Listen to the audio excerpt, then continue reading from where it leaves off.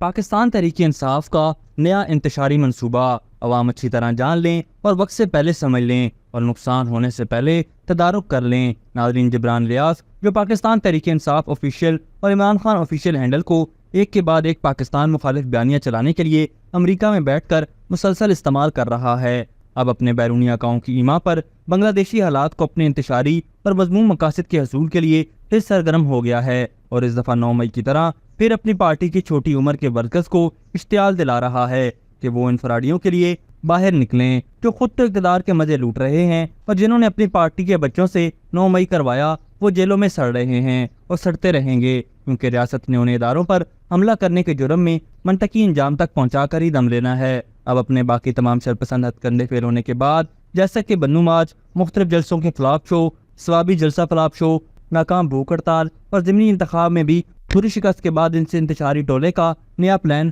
دوبارہ اپنی پارٹی کے نوجوانوں کا مستقبل تباہ کرنا ہے۔ سوشل میڈیا پر یہ پارٹی اب ملک میں دوبارہ انتشار پھیلانے کے لیے پر تول رہی ہے اور اپنے ینگ ورکرز کو استعمال کر کے اپنے مضمون مقاصد حاصل کرنے کی ایک اور ناکام کوشش کرنے کے در پہ ہے، لیکن اس بار ان نوجوان پارٹی ورکرز کے والدین اور فیملیز کو وقت سے پہلے اپنا رول ادا کرنا ہوگا تاکہ خدا نخواستہ 9 مئی جیسے انضام سے بچا جا سکے، جس میں ابھی تک کئی نوجوان لمبے عرصے سے جیل کی سلاخوں کے پیچھے ہیں اور اپنا مستقبل بھی ان سیاسی فراڈیوں کے لیے تباہ کر چکے ہیں۔ اس بات میں کسی کو کوئی شک نہیں ہونا چاہیے کہ اس بار ریاست پاکستان کسی شرپسند کو معاف نہیں کرے گی اور مثالی سزائیں دی جائیں گی۔ 8 اگست کو علماء کانفرنس کے دوران آرمی چیف کے یہ الفاظ معنی خیز ہیں کہ کسی نے پاکستان میں انتشار کی کوشش کی تو رب کریم کی قسم ہم اس کے آگے کھڑے ہوں گے۔ شرپسندوں کو یہ الفاظ اچھی طرح یاد رکھنے ہوں گے۔ 9 مئی پر پوری دنیا نے دیکھا کہ کیسے انتشاری ٹولے نے اپنے ورکرز کو بس کے نیچے پھینک دیا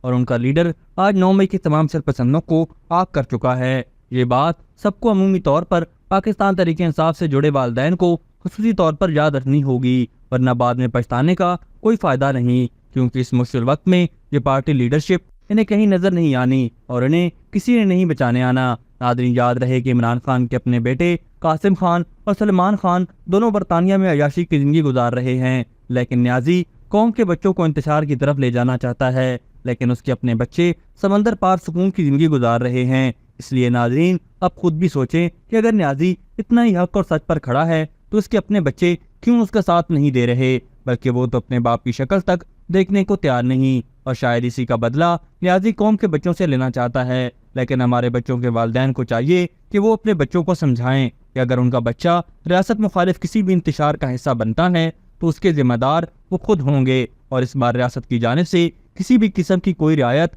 نہیں دی جائے گی۔ ابھی تک کے لیے صرف اتنا ہی۔ مزید دلچسپ اور تازہ ترین خبروں سے آگاہ رہنے کے لیے ہمارے چینل اسلام آباد انسائیڈر کو سبسکرائب کرنا مت بھولیے، اور اگر ہماری یہ ویڈیو آپ کو اچھی لگی ہے تو اسے لائک کر دیں اور اپنی قیمتی رائے کا اظہار نیچے دیے گئے کمنٹ سیکشن میں ضرور کریں۔